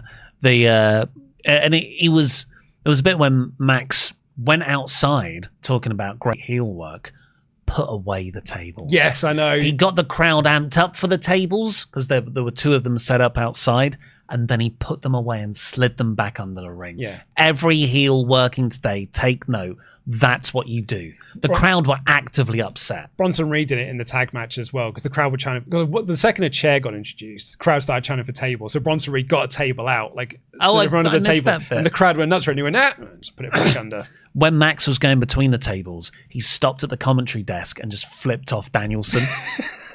Brilliant. The big tease at the end of this. Sorry, another point you want to make there? No, I was just going to put over Max some more. There weren't that many moves in the match. No. Every move, because there was so much setup around them, but every move felt really impactful and visceral. Like if you're going to land on thumbtacks, you want it to be worth a damn, and they really went through a lot of effort to make that happen. Also, I didn't realize how slidey thumbtacks could be. I know. I didn't realize it would be so slippery. So the more commentary pointed this out, the more they walked on the thumbtacks, the more tacks were in their boots, the less friction they had on the mat. And they were slipping around like they were on ice. Yeah. So the finish saw MJF teasing doing a tombstone off the second rope onto a table that had thumbtacks on top of it. In the end, Mark reversed that and he hit like a froggy bow to a standing MJF through that table, hit another froggy bow, and then hit the J Driller, and then Copeland kicked out. But he pinned MJF. I enjoyed the hell out of it. Yeah, J Driller as well, which I don't think he's hit throughout the entire feud, but of course that's his deceased brother's finisher. So it was a really good poetic end to the feud. And hopefully Briscoe gets to do something off the back of it. Yeah, he's challenged. Well, he's clearly going back towards the Don Callis family because that's what set this up in the first place. As he wanted to go after the Don Callis family, MJF cost him that match, and now he's going back onto that trajectory of like, no, I'm after Kazuchika Okada and get that unified championship, or the Kyle Fletcher and the TNT championship. He wants a member of the Don Callis family. He wants to win a title. I very much enjoyed this. I'm just going to put over Danielson one more time. At the end, he's doing an impassioned recap of Mark's feud so far, how it's not just about the Briscoe brothers, it's about working people against working people, like I'm Keir Starmer. Working people against... Working people. That's what we're all here for. Working people against the white-collar MJF. And then he sort of runs out of words, and Danielson then screams, "Great job!" And I was going to actually... I wrote this last night. I was going to pull the audio out of it and just play it here. Great job. I think it should be in our sting. Great job. Jerry Lynn continues to be the best thing about Collision because he's shouting at Max and Anthony Bowens to bring them back together as a tag team. I guess Billy Gunn's busy. I thought that was quite good. Then it goes back to commentary. Taz has replaced Shivani and he buries Jerry Lynn. Yes, Taz. Where's the respect? Where's the respect? Disrespecting Jerry Lynn. Chris Sabin-Jones over here? We then had the Hurt Syndicate taking on Ricochet and GOA, who are now called The Demand, and they've got matching gear and everything. Looked really cool. There was a lot of sort of teasing around MVP and Ricochet and them sort of going after each other. This match got... the bit I enjoyed the most about this, and it was actually... I said this about Dynamite. I really enjoyed Toa Leona and Bobby Lashley. So when it was GOA versus Lashley and Shelton, I was well into it. This big hostile action. It was great. Yeah, I think Shelton is in particular, like Shelton on the Hurt Syndicate side and Toa Leona on the Demand side. I thought they were excellent. Yeah. And I thought this, going in, I thought, oh, this match is just there. It was one of the most over-delivering matches on the card, I think. It's the most I've been into the Hurt Syndicate for a while. And it's not just because they lost, because they did lose here. Ricochet pinned MVP in the end. They took Shelton and Lashley over the barricade, did GOA. And yeah, then they held up MVP so that Ricochet could hit with the Spirit Gun for the win. Like, it's a great win for the Demand. And I really got into the Hurt Syndicate. Yeah. And I think it's because they felt like they were selling for people. Kind of. Well, Bobby wasn't. Yeah, Bobby wasn't. Yeah. And Lashley and Benjamin had to be totally removed from the ring for them to lose. And it was MVP who got beaten. But yeah, I guess that's the best we're going to get. Mercedes Moné took on Riho. And I thought it was a really, really great match. I think it was a very good match. Hurt by a slightly dead crowd. Like, they were doing really good work and telling a really good story. This crowd just didn't buy into it whatsoever. They didn't buy into Riho winning the belt, and as such, nothing and it got time as well. And I think so the longer it went on, the more exposed the lack of heat was. But I thought it was a really good back and forth match. It started off actually with Riho dominating the proceedings. They were putting over that Mercedes Moné had not been taking this match up seriously, and that's now costing her. And even as the match went on, it was back and forth. She had to resort to cheating tactics to win because she had underestimated her opponent. And also that usually Monet is the smaller of the opponents. Like she uses her speed and her stretch and flexibility, I guess, to get out of moves. But here Riho was the quicker, more flexible person. So it was flipping that dynamic on its head. Just give a little shout out. Rustage is in the chat. Hi, Rustage. Hello, nice to see you, pal. If I can, no, we don't do recommendations on this portion of the show. We just have the Friday. I'm going to recommend Rustage's track "Hope." Check that out on Spotify. Yeah, he needs the help. Doesn't get any views, that kid. It's a really good song. I've genuinely listened to it multiple times as of late. Up next, this is for me is where the show turned around. Up until this point, I've very much enjoyed All Out. I've been having a fun time with it because the tables match when Tax was great, and it's been decent wrestling up and down the board. Cope notwithstanding in his overbooking nonsense. But from here onwards, every single thing fired on all cylinders, and I thought this show got tremendous from here on in. And it started off with this three-way for the United States Championship. One of them surely is called that. For the Manchester United Championship. Konosuke Takeshita versus Kazuchika Okada versus Mascara Dorada. Like, really, this match is built around Takeshita and Okada. Like, it's one of those three ways where one of the guys goes to the outside and the other two guys have a singles match. But because the match is built around Okada versus Takeshita, that means you can't have both of them do the singles match. So it was Dorada versus Okada or Dorada versus Takeshita. And because it turns out Mascara Dorada's awesome, this match was great. For a match that we all came into it going, oh, well, Dorada's taken the pin. This was a star-making performance for Dorada. Yeah. Off of an excellent match against Mortos on Wednesday's Dynamite. This was such a fun match. Oh, awesome. I was leaping around in my chair. You probably saw me or gasping next to you. So Dorada is a freak of nature in which he is so fast and he is so nippy and he is constantly always moving, yet never seems to be out of breath. Like, he would just stand there and he'd just be totally fine. I was like, "What? How are you the way you are?" You can't see him under the mask. So you couldn't even see his chest wasn't moving or anything. But he was running around and he would take out he was being little brothered at the start of this match because Okada and Takeshita just want this to be a singles match, but Dorada's making no, I'm here as well. So he kept taking both of them out. And he couldn't be put down. And if they put him down, he'd just get right back up. So Takeshita gave him a brainbuster on the apron onto the ramp. I was like, well, yeah, that'll do it. But then he's back up a few spots later. It was so great. Yeah. When it finally came down to Takeshita and Okada as well, this is the reason why this is the hyped match that they've been building to for so long, because I want to see a full singles match between these two. The 2-3 minute stretch that they had was so good. Yeah. But ultimately, Okada, I think he hit a drop kick on Takeshita to send him out and then quickly hit a Rainmaker on Dorada to win. Great finish, Fantastic. Great match. Dorada looks like a star, and I really want to see Okada versus Takeshita. Yep. There are so many things to achieve there, and they they smashed everyone out the park. Thumbs up all round. Speaking of thumbs up all round, coffin match next as Jon Moxley took on Darby Allin. Not like this? No, I did like it. There was just so many bits. I said in my review that all of Darby's bumps were gnarly in both senses of the word. They were difficult to watch, but also they were pretty gnarly, man, pretty rad.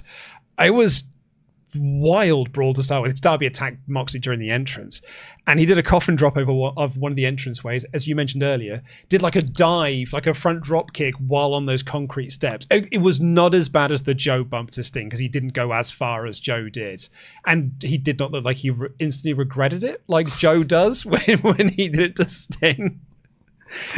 You talk about a wrestler, not selling things. He was selling that. Wish I hadn't done that now. Yeah, and that's why his NXT run was so subpar.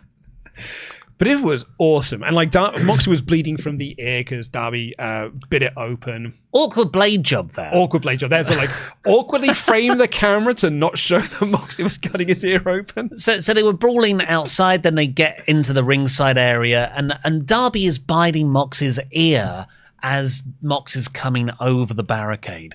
And you can see clearly Mox desperately trying to get into the small pocket in his jean pocket. You know, the one where you only put coins? Yeah, you put £1 coin in and there. And he's like, I thought, is he bringing out a fork? Is he just going to... No, that was obviously where the blade was. Yeah. Because then they're like, I can't get it. I can't reach it. So they have to roll under the ring. Moxley is pretty much under the ring apron. And the camera's shooting up to the sky. Yeah. But it was like... It was like framing the top portion of Mox's head and Darby Allin. Look, it was just a badly framed shot. It was very funny. And I thought at first... it's because Darby couldn't cut him open hard way with his teeth. Oh, you thought they were going to do it as a shoot? Well, no, I don't. Everything else seemed to be. I think they just wanted it to be a shoot. And so Moxley went in the ring and was like, this stupid kid can't even bust. I'll do it myself. They give me a blade. Then they just started throwing each other into the coffins. And it was mostly just like Moxley he did a sick Death Rider onto the coffin and stuff. In the Darby did this tornado dive into Moxley. Both fall into the coffin. It was wild. Marines took about the lower rope so that they could because the goons came down.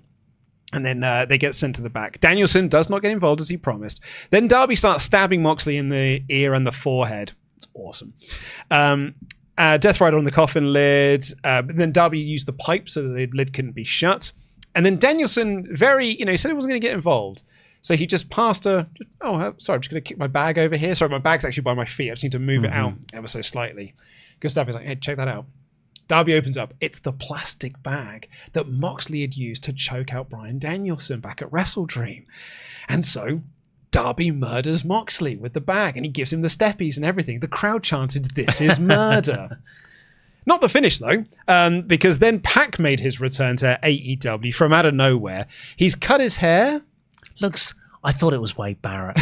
I know it couldn't be Wade Barrett, but I thought it was. And then he gave Darby Allin a razor's edge from inside the ring to the outside the ring onto one of the other coffins. Gnarly. And then he just shut Darby in the coffin. Moxley kicked the coffin lid shut to win.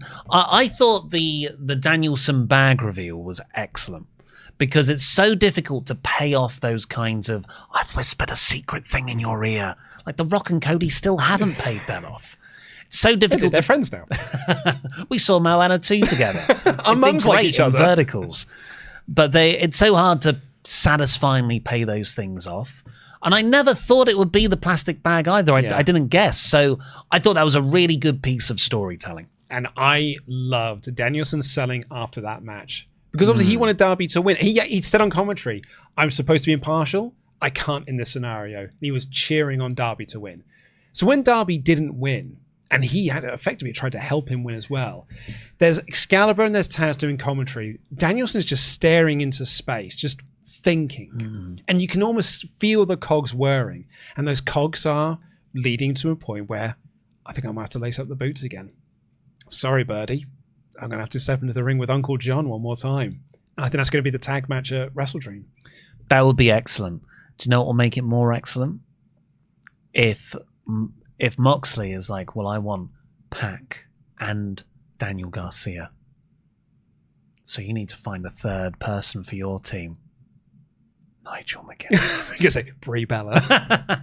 Nigel McGuinness, Daniel Garcia on the the other side. McGuinness and Danielson coming together. That is a great idea. I want that more than Darby. I just write Darby off. Oh no, he was fine afterwards. Yeah, I forgot it just made him stronger. It did. Mark Briscoe cut a promo backstage, essentially announcing the return of Orange Cassidy for this Wednesday's Dynamite. I've missed him. Can't wait for Cassidy to come back.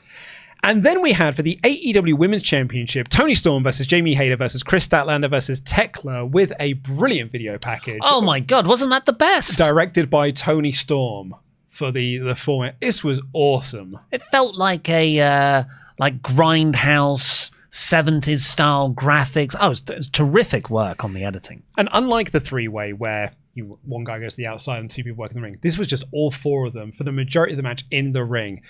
I love Thekla. The way she moves around the rings, like she stands out from everyone else. I mean, she's a foot shorter than everyone else as well, which I think helps. But she just moves around, and she did those 3 consecutive spider suplexes and stuff. I thought she was rad in this match. And we said on the prediction show, I was like, well, Toni Storm's going to win because the match they're building to is Toni versus Jamie for the title. And they were doing that in this match. This whole match was built around Storm and Hayter being one-on-one where they can batter each other. And then Kris Statlander won the title. Like out of nowhere as well. I didn't even think this was the final third of the match yet. No, because I knew it was coming as well. So I was like, checking over your shoulder to see where you were in the match. You literally went, what? You totally caught me by surprise. And it was a genius move to occasionally do such, not just a shocking title change, but to end someone's title run who you'd think, well, they've got it until the next big show, till the Revolution or the whatever. Because they're building to this singles match. or full gear at least. But that made me second guess everything that happened afterwards. The tag title match, I was like, but maybe it could just change hands. Even Kyle and Hangman, I was like, Hangman's pretty beat up with his neck. You have to do these every now and again. Really good choice. Really smart booking overall. And also, I love that she used the seatbelt to get the win. And the seatbelt she's won with the seatbelt twice recently. And both times she's won with that move, it's been Wheeler Yuta who has told her that she'd use that move. Wheeler Yuta of the Death Riders. So Kris Statlander she's back to being a babyface. She's a babyface here. She's celebrating with Harley Cameron. But the 2 big wins she's had recently have come from a bad guy from the top, one of the top heel factions, telling her or advising her on what to do. I think it's the most I've been interested in Kris Statlander for quite some time. Yeah. And that's actually nothing to do with Kris. It's just that's the booking of her. We then had, for the AEW tag titles, a 4-way ladder match. It was the Young Bucks versus the Don Callis family versus Jet Speed versus the champs Bandido. I went into this match, not with my arms folded, but I've said it multiple times this year, I'm kind of done with multi-person ladder matches. After the 12-person 6-tag match TLC won at SummerSlam. I've seen so many of them this year alone that I was like, I could take a little break from a tag ladder match with multiple teams. Turns out you just need 4 really good teams and doing wild spots, and you're like, oh no, this is the most fun stipulation in the world.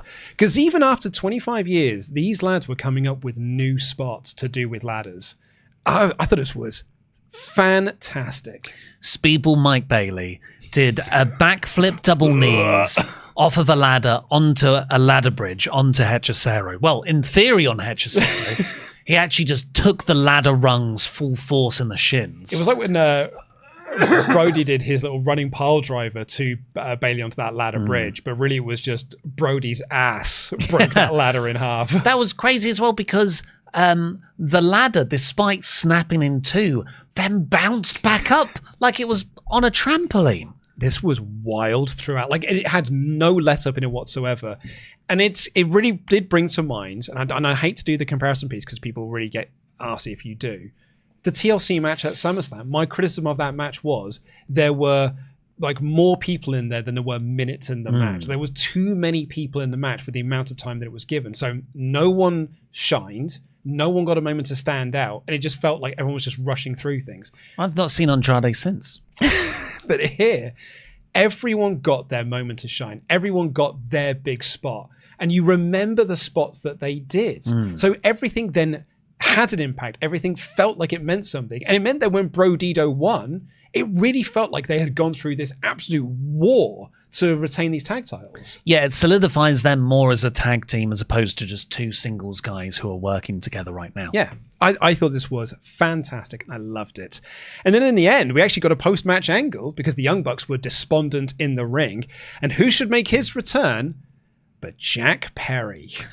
And I couldn't remember the last thing he was doing. So he came in here and he just immediately started attacking the Bucks. Yeah. But I was like, weren't you with the Bucks last? That's it. They said, yeah, the last time we saw him, he wasn't like, and he's in that Jack Perry, the black gear and stuff, like the black jacket and stuff. So it's like, yeah, he's going to attack the Bucks. And then he attacked the Bucks. And Rocky Romero appeared out of nowhere to sort of lead to the Young Bucks getting the heat. And before they hit the BTE trigger, Jack gets this smile on his face. The lights go out and a video plays to reveal that, yes, just as Reddit had foreseen, and you as well, it was Jack Perry that brought Luchasaurus back to life.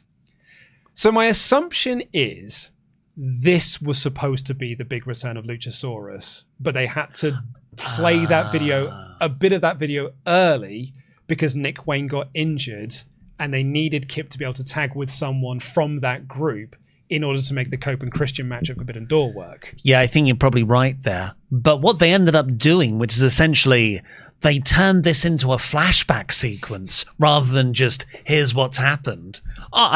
This was the closest it's come to, and here's something I prepared earlier, I've ever seen unfold in live wrestling programming. Yeah.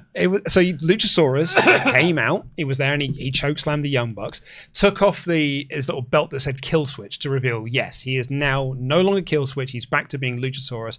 And they played the Jungle Boy music and the crowd went bonkers for this. Jurassic Express are back together. Jurassic Express, Copeland Christian, the Young Bucks, FTR, Jet Speed, Hook and Kingston, Acclaimed. Like, is a tag tournament coming? Well, so the other thing, actually, they talked about this on Wrestling Observer Radio, which I hadn't considered. But you know, Tony Khan's got his big announcement. Maybe that's going to be the women's tag titles. Maybe it's both. Maybe it's we're going to do 2 tag team tournaments because there's so many great ones now. And the women's one will crown the inaugural champs. Or it's going to be a tag team C2. Yeah. Anyway, I thought this was really, really cool. And I'm sure Marco Stunt is waiting by the phone. Backstage, the rest of the Death Riders drove off as Moxley stood there. And then Darby jumped out of the coffin, hit Mox with a pipe, put him in a body bag, and set the damn thing on fire. Yeah, Mox is like, I'm pretty sure this is all done. Well, that's that. No, not a single one of you hang back with me in this coffin. I'll see you tomorrow. Yeah, Pac, I haven't seen you for however long. Yeah, off Get out of here, Get kid. out of here. You're wearing a black T-shirt. Go get your white T-shirt. Get your whites on. But yeah, he set it on fire, which, you know, it turns out that's the step too far for me. Yeah, I didn't need Darby being like instantly okay after all that stuff. Yeah, me neither. Well, you know, Adam Copeland's in his ear, being like, "Hey, if you want to get over." And then the main event was Kyle Fletcher taking on the champion Hangman Adam Page for the AEW World Championship. I said this in my edited review, so sorry if I sound like a broken record, but the best way for me to describe this match was this was an excellent main event. This was a main event match. I know what you mean, like that era of NXT Black and Gold, and you had like Bobby Roode versus Andrade, say, or Drew McIntyre versus Andrade. When Cody first won the title, I felt like he was doing main events. He was having main event matches. A classic NWA World title, that sort of style, working over a body part, goes a long time. I think this was 35 minutes. Yeah, I think it's close to 40.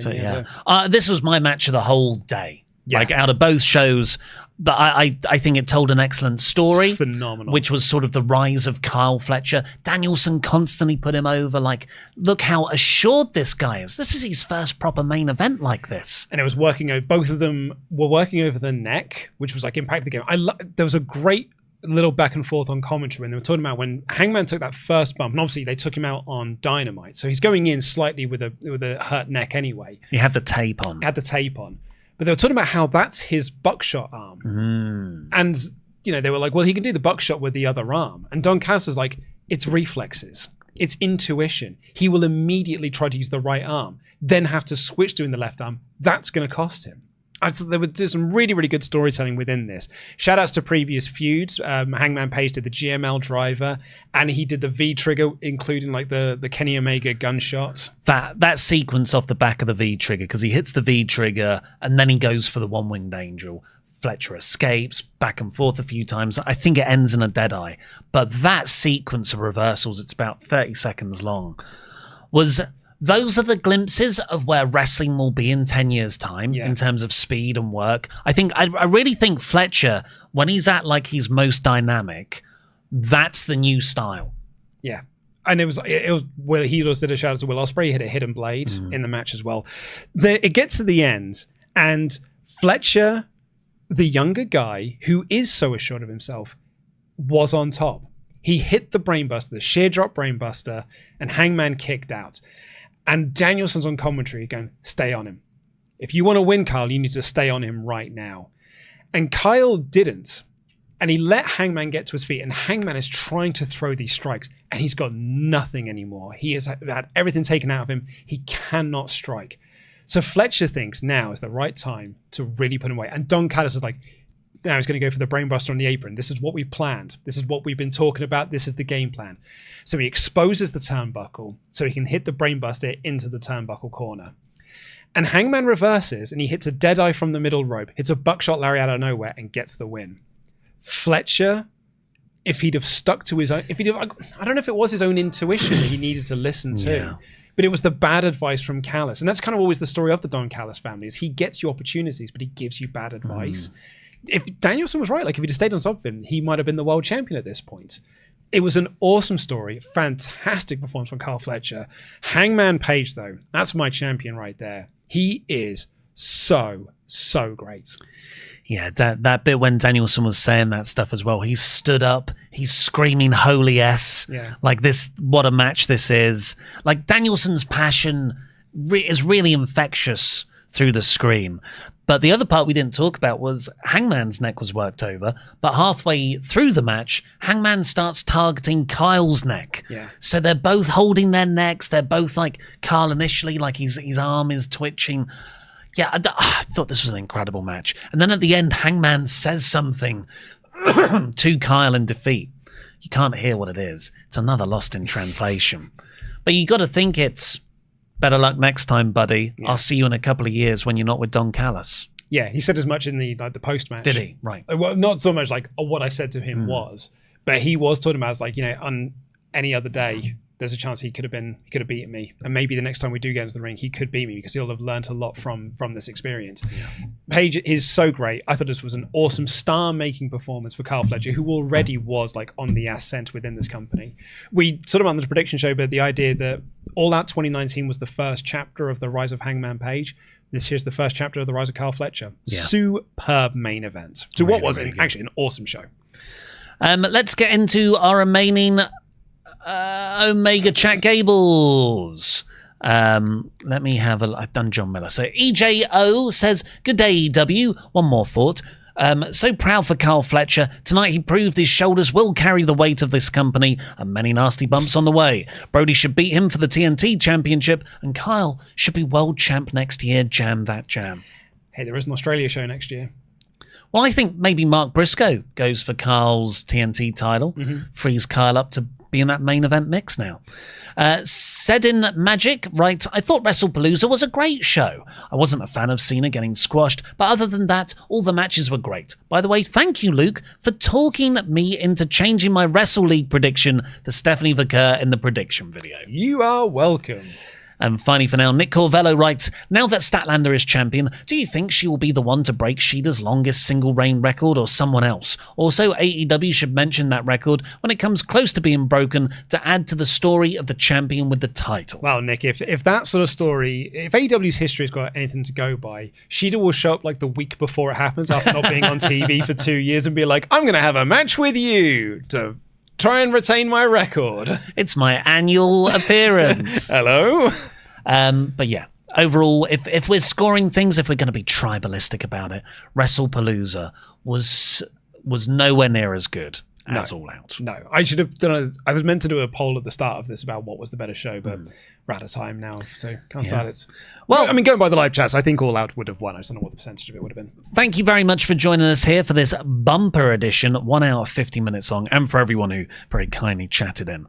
Please do remember to subscribe wherever you've got your podcast from, because we will be back on Tuesday with our Raw Review podcast, and on Friday with all the AEW fallout and whatever news there's been from the week that's to come. And also go check out our sponsor Hypnosio. The link is in the video description below. Please do check them out because it really helps us support the podcast here. But for now, I've been Ollie Davis. This has been Luke Owen, DAD. That was a lot of wrestling. Jam that jam. Jam that jam.